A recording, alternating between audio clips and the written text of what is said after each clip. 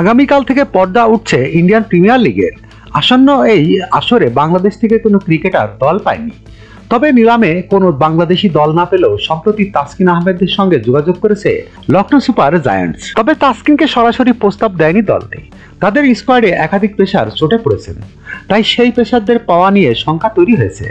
যদি শেষ পর্যন্ত ব্যাকআপ পেসার প্রয়োজন হয় তাহলে তাসকিনকে দলে ফেরাতে পারে এই ফ্র্যাঞ্চাইজি। আজ শুক্রবার এক ইফতার অনুষ্ঠানে অংশ নেওয়ার পর গণমাধ্যমকে তাসকিন বলেন, লখনৌ যোগাযোগ করেছি, আমি খেলতে পারবো কিনা। যদি তাদের রিপ্লেসমেন্ট প্রয়োজন হয় তাই তারা হয়তো চিন্তা ভাবনা করছিল, তাই যোগাযোগ করেছিল। যদি রিপ্লেসমেন্টে তাদের কল আসে, যদি আমাদের কারোর কল আসে, তবে আশা করি আমরা এবার এনসিও পাবো। এর আগেও একাধিকবার আইপিএল ফ্র্যাঞ্চাইজির পক্ষ থেকে তাসকিনের সঙ্গে যোগাযোগ করা হলেও তাকে এনসিও দেয়নি বাংলাদেশ ক্রিকেট বোর্ড। তবে এবার যদি সুযোগ আসে তাহলে বিসিবি থেকে এনসিও পেতে সমস্যা হবে না বলেও মনে করেন তাসকিন আহমেদ। এ প্রসঙ্গে তিনি বলেন, প্রথমত তো রিপ্লেসমেন্টের প্রয়োজন হতে হবে।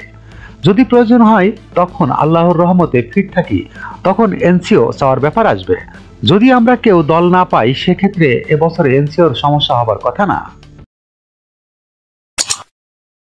যখনকার খবর তখনই দেখতে চোখ রাখুন সুন 24 টিভিতে। চ্যানেলটি সাবস্ক্রাইব করুন।